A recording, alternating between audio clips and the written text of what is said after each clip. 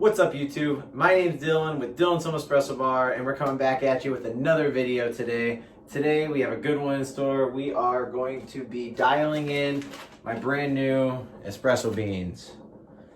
Pretty excited, and get to it. Roll the intro.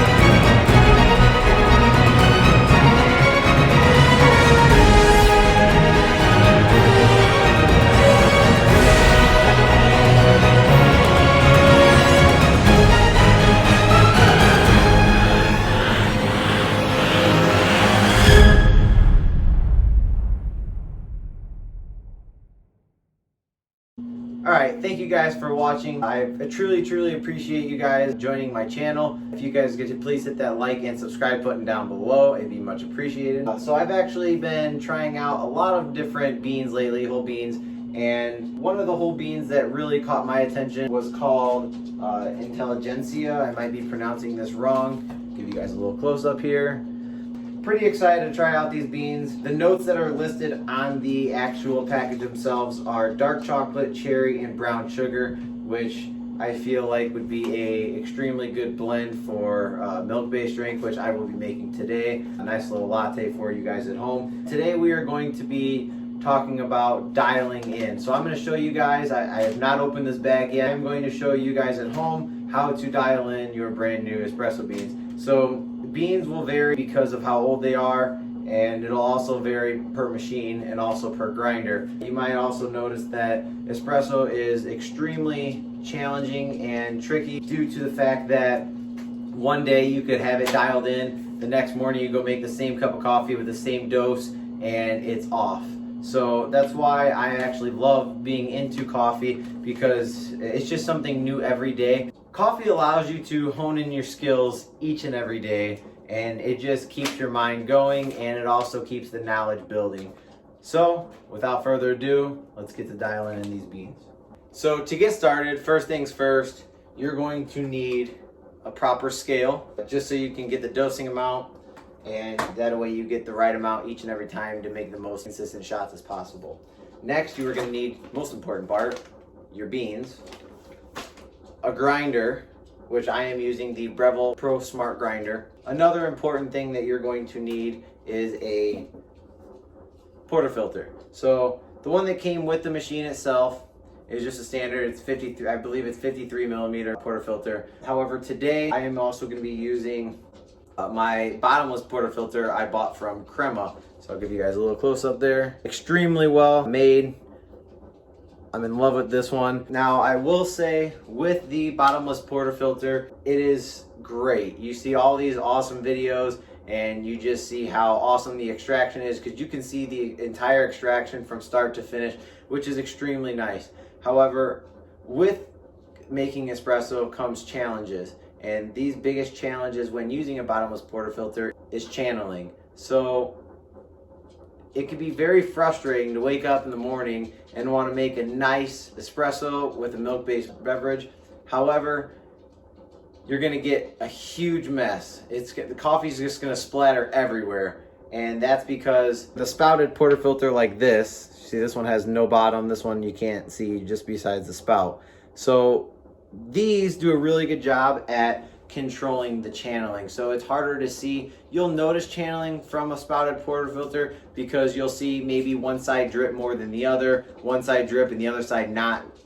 So that's one way you can tell if you need to fix your tamping and distribution of your puck. However, the good thing about the portafilter, the spouted portafilter, is if you do have channeling, you do not have a mess. It's controlled into the cup. Now, with the bottomless portafilter, it's great to really, I love to use this only when I'm dialing in my espresso. So once I dial it in, or for video, it's really good to use the bottomless portafilter. However, if you're on a time crunch and you just want to make that cup of espresso in the morning, I encourage you guys to use the spouted portafilter. It'll save yourself a mess and frustration in the long run. So with that being said, let's get into dialing in the new set of beans. First things first, let's go ahead and wipe down our portafilter. You want to make sure that your basket is as dry as possible, which is just going to help you with your extraction in the long run. So now I like to also have any kind of towel, and I also like to wet the towel a little bit just so when I am frothing my milk, it doesn't gunk up on the steam wand, which is also nice. And I'll use this. I'll usually just generally wipe that down first of all. So to get started, let's go ahead and open up these brand new beans. There's nothing like opening up a brand new bag of beans and just getting a nice little smell. Now, one thing you will notice when you buy fresh beans is the smell, just the aroma that comes out of it, and also the taste, the tasting notes, and just the overall coffee experience when making espresso is just that much better. So I encourage you guys at home to get freshly roasted coffee. It actually has a roasted on date. Let's see if it can zoom in here. All right, so if you guys can't see that, that is 11/4 of 20. The best life for whole bean coffee are normally between 4 days after the roasted on date to 2 weeks after for optimum use. But I also have success when opening them up about a month later. As long as they're not open, no oxygen is getting to the actual beans themselves, which is not causing them to be as stale. All right, so let's get to the coffee process. So now I'll be dosing my beans. So I am looking for 17.4 grams.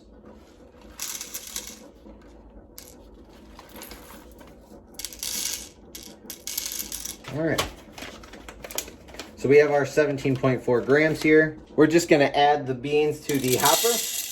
What we are going to do now is we are going to set a grind size and a grind time. So with single dosing, which I prefer to do the most, single dosing means you're only dosing one dose of espresso at a time. You're not filling the bean hopper and then just trying to figure out how much you want.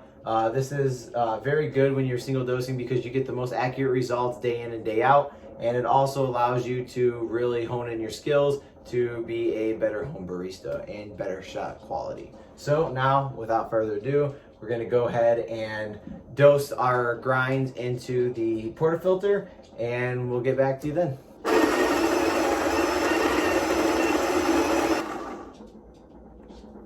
So now that we have the freshly grounded coffee into the portafilter, we are now going to just get rid of all the extra clumps, and then we are going to just give it a couple taps. Take our distribution tool. I bought this one off Amazon. I'll leave it in the links below. Let's go ahead and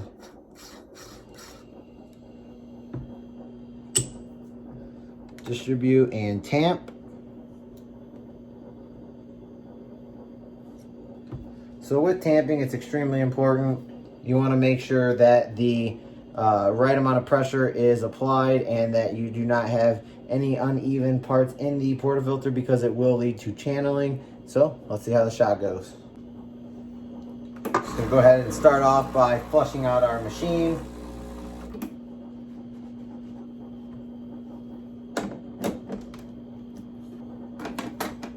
So it got a little loud here, so I'm just going to do a little voiceover.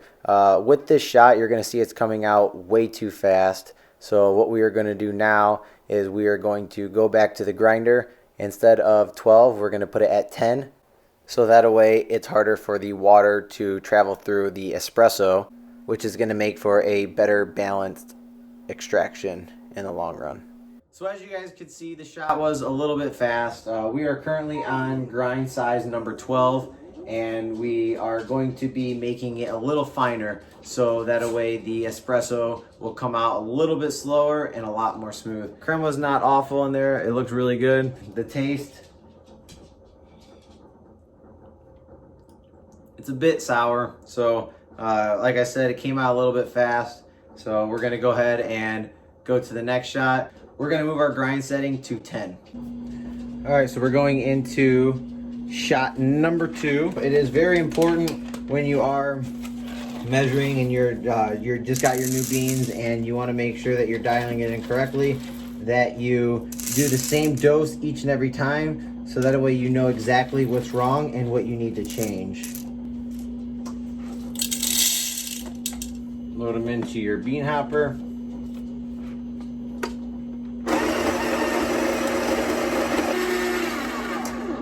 Now we're just going to go ahead and tap the coffee a little bit. I just like to break up those extra little chunks. Stay consistent so that way you know what to change. Distribute. Get a nice even tamp. Now you're going to lock that in there. Make sure you follow the same steps each and every time. So as we start this shot here, you're going to notice that the shot is automatically 2 times better than the previous shot. We are currently between the 12 and 1 o'clock range, perfect pressure, and if you also see there is a nice even stream, the coffee is not spraying everywhere, so we are getting closer. However, it was a little fast, so what we're going to do now is we're going to go back in, dial it into setting number 8 to get the best shot possible.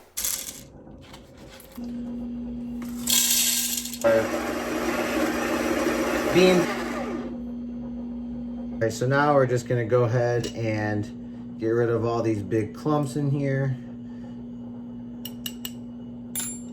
Go ahead and tap it in there. Distribute.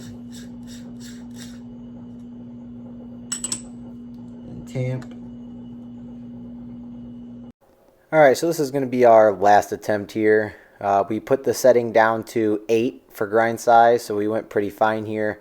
With a new bean, it can be challenging. Make sure you just stay with it and also stay consistent throughout the whole process. So with this shot here, we hit the nail on the head, and it was perfect pressure and also perfect time. As you can see, it was a nice solid flow with very good extraction, and we hit right at that 27 to 28 second mark. It's really important that when you are pulling your shot of espresso that you stay consistent each and every time. First, what we did, we started at 12, and when we started at 12, we noticed that the extraction was way too fast, which led to a really fast extraction, which led to an extremely sour tasting shot, setting number 10. So with setting number 10, it improved a lot. However, the shot was still a little bit faster than I would like. So we went finer, we went down to 8. And when we went down to 8, we saw that the extraction was a lot slower, it was a lot smoother, and we were able to get the exact amount of grams that we wanted out, as well as the time at 26 seconds that it took to get that 34 grams out. Make sure you buy a cheaper bean. My recommendation, just because when you first start out, if you're brand new to the coffee game, any kind of espresso machine grinder, you're going to waste a lot of coffee trying to dial it in. And once you get the hang of it and you can dial it in, I encourage you guys to go out and buy freshly roasted coffee beans. It's a game changer. You don't want to go out and buy a really expensive bag of coffee beans and you go through about 3/4 of it trying to dial in your first shot of espresso. So now that we're done with the dialing in, we're going to go ahead and just finish this video with me frothing some milk and making some latte art. We're going to fill milk to the bottom of this spout right here, and you're going to raise it about 20% for optimum latte creaminess and texture of the milk.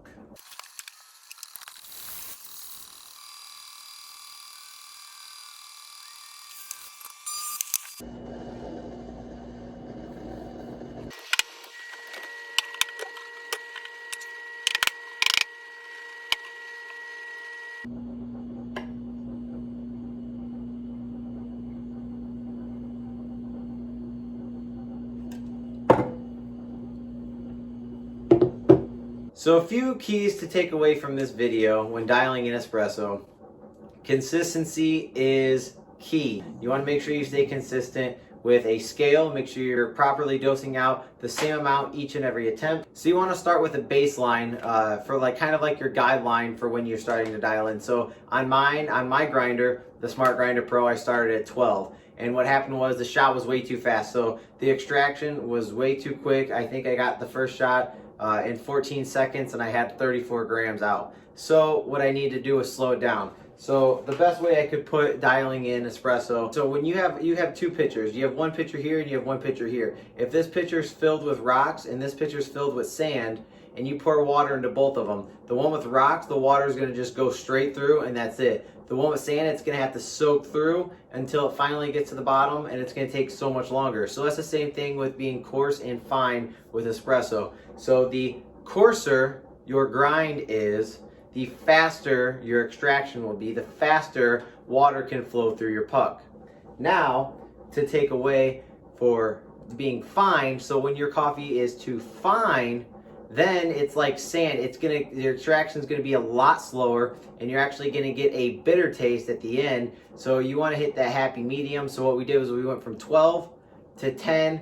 10 was okay, but we wanted to be a little bit better since this is a dialing in video, and we went to 8 and it was perfect. So as always, I thank you guys all for watching. If you guys could please hit that like and subscribe button, I would appreciate you. And this channel would not be anything without you viewers from home. As always, my name's Dylan with Dylan's Home Espresso Bar. Until next time, peace.